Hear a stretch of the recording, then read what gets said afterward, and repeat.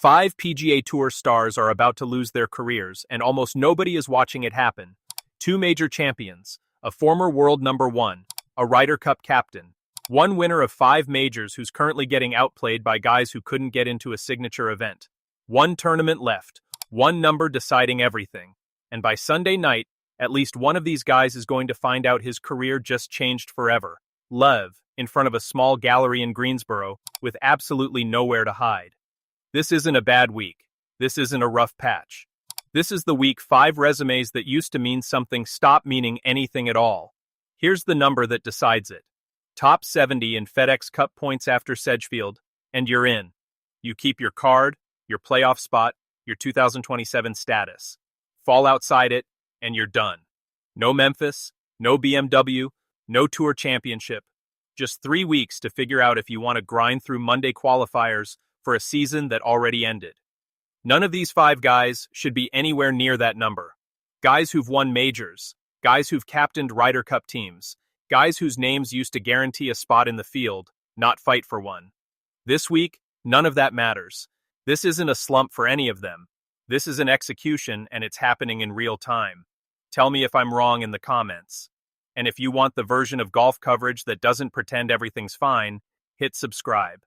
We say the part nobody else will. Let's start with the name that should not be anywhere near this list. Brooks Koepka sits at 84th, with 5 major championships attached to his name. 5. A resume that should make a bubble conversation irrelevant. And yet here he is, outside the number, running out of tournaments to fix it. He hasn't played much since withdrawing from the RBC Canadian Open with a wrist injury, missed the cut at the US Open, missed the cut at the Scottish Open. His best finish all year is a tie for 9th back in March, before the summer even started. Somehow, that's still his season's high point. Here's what makes it worse. Koepka is actually good right now in the categories that matter. Top 30 in strokes gained, 8th off the tee, but he's 115th in putting, and putting doesn't care about your trophy case. It's the one stat that decides whether a great ball-striking week turns into a card-saving week or just another 68 that changes nothing. Koepka was in the field this week. He withdrew Tuesday. A 5-time major champion, pulling himself out of the one tournament that could still save his season, and barely anyone outside golf media noticed. That's how quietly this has fallen. One spot behind him in the danger zone sits Tony Finau, 87th, one top 10 all year. Since then, it's been a horror show of a stat line. Missed cut, tie for 29th, tie for 40th, tie for 55th, tie for 58th, missed cut again. Finau ranks outside the top 100 in total strokes gained, outside the top 100 off the tee, outside the top 100 on approach. The only category where he's actually positive is around the green, and you cannot save a season chipping your way out of trouble you shouldn't be in to begin with. Finau used to be the guy people picked to make every President's Cup team without blinking. Now he needs something close to a miracle at a golf course that has never handed one out.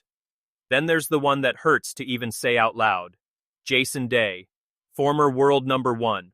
A major champion who has walked off 18 greens with trophies in his hands more times than most players will in a lifetime. He's 74th, outside the number. Here's the cruelest detail. He didn't lose this position by playing badly. He lost it by not playing at all. Day withdrew from the Open, withdrew from his last 2 starts with a back injury, and dropped in the standings for doing nothing. That's not a slump.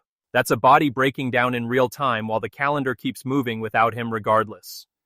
Day opened the year with a runner-up finish and a top 6 at the Houston Open.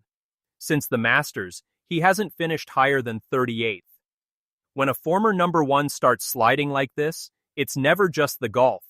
It's the identity underneath it, the routine, the sense of who you are. A man who built his entire adult life around Thursday tee times is now watching that structure disappear 4 rounds at a time, and there's no injury timeline that fixes that part. Keegan Bradley is 76th, and this might be the most personal story on the entire list. He's still carrying the weight of a Ryder Cup captaincy that didn't go the way he wanted, and it shows. 2 top 15 finishes all year, 0 top 10s. 0. A man who has stood in the biggest pressure cookers the sport can offer, who has led teams, who has hit shots with a nation watching. And this season, he can't find a single week where it all comes together. Bradley isn't playing for a trophy this week. He's playing to prove he still belongs on the same leaderboard as the guys he used to beat. This isn't golf anymore, it's an audition. Billy Horschel is the fifth name, and maybe the saddest one, because there's no injury to point at, no bad break, no obvious villain. He's 102nd.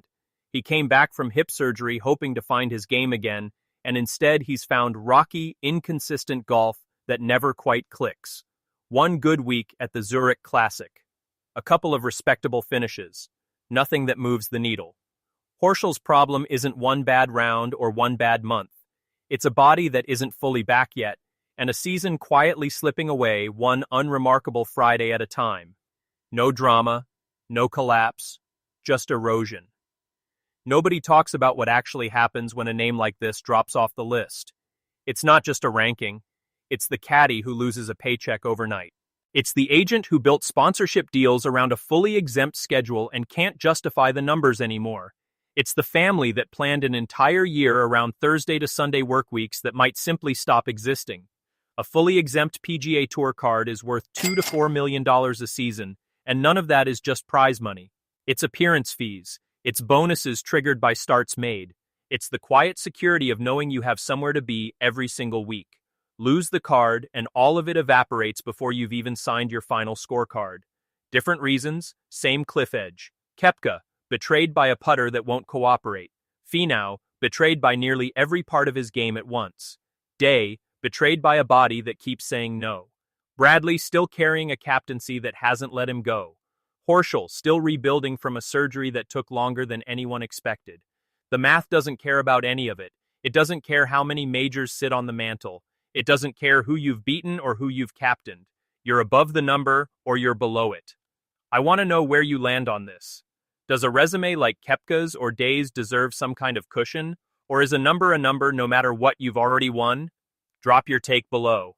I read every single one. If you want to be here when the dust settles and we find out who's still standing, hit subscribe and turn on notifications. This channel doesn't do the polished version where everyone's fine and nothing's at stake. We tell you who's actually in trouble and why it matters. By Sunday evening, one number decides 5 fates, and at least one of these careers is going to look completely different than it does right now. I'll see you on the other side.